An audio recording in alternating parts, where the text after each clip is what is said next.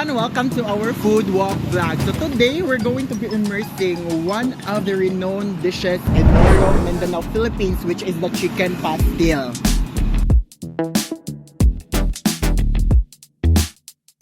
So here we are at the bustling street in Kasuntingan, Mandaue, where we'll meet a dedicated vendor who earns a living by preparing and selling the beloved Moro dish, which is the chicken pastil. So ma'am, can you introduce to us your name and what is your business? Okay. So my name is Daylan Sanchez, and then my business is Pastilan Chicken Patir. Actually, we call this Pastilan. Actually, it's just a funny thing that we will do a chit chat with my boyfriend, and then actually that name is not just about the name originally. Actually, because we named that one, it's a Pastilan in Kasuntingan, but I think it's not just too catchy with people. Heritage food has a place in modern life because it connects us to our cultural roots. It also preserves our tradition and cultural knowledge. I tried this many business actually. We already have a sari-sari store, and we also have Punko Punko here before. But Punko Punko is not just very cliquey with people. So I tried this because actually it's very, what do you call this? It's kanang nindot kay siya. Mura siya kanang bago kay sa tong mata. Yes. Like bago sa tong panila, sa tong panglasa. Among chicken pastil is very fresh din siya. Because dili mo kami mustak og kanang pastil, because I didn't want na manggod sa people na makatilaw sila og kanang karaan, ay not karaan siya, which is bahaw.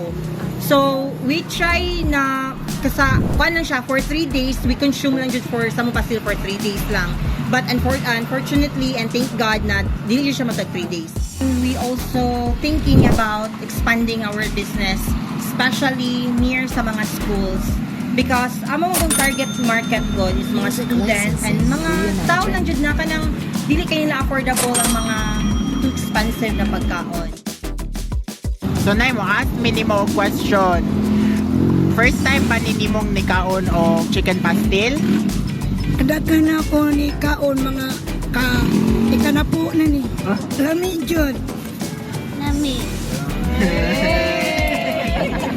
Amo sang gipa-try among kapwa ka foodies o among videographer kung unsa sa ilahang panlasa or unsa na masulti sa Pastilan Chicken Patir here in Kasuntingan, Mandaue. So, Sylvan, what can you say about the food?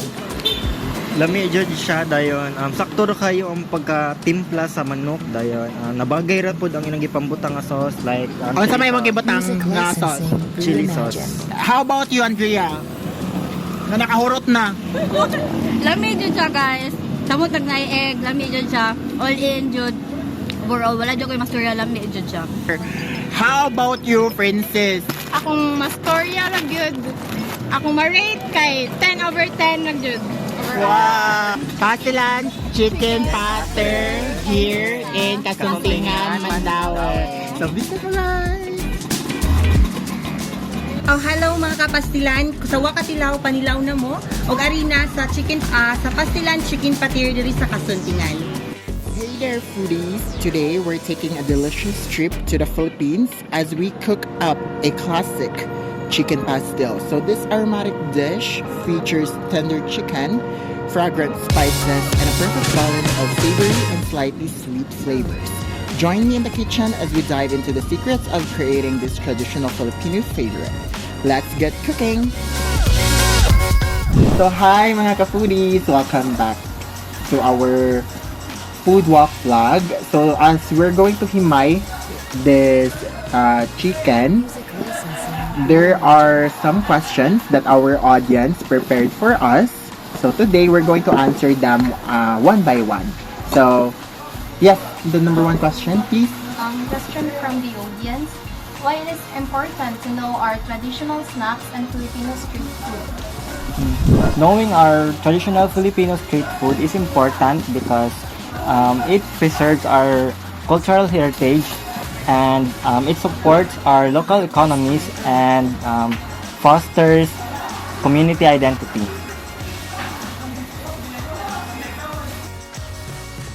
to preserve Filipino food and culture, such as chicken pastel. First is you can document recipes. Second is to promote through education.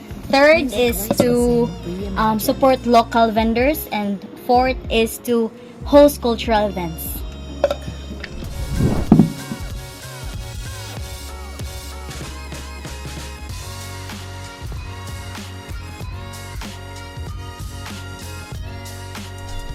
Hello mga ka-foodies! So today we're going to do a tasting test sa among gihimo nga delicacy in Moro, Mindanao, which is the chicken pastel.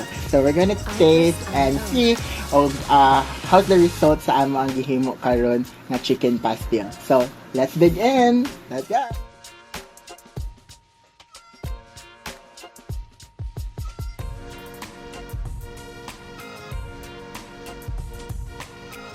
So, dili kompleto og wala ang Go!